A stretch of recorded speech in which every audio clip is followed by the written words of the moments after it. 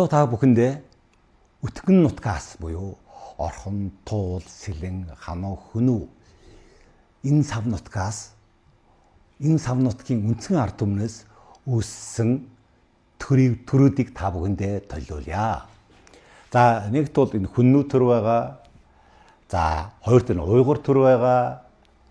Уйгурын дээдс Хөнөөгийн хойч Вэй улсын үед Тэлээ гэрт аймаг байсан гэж байж байгаа.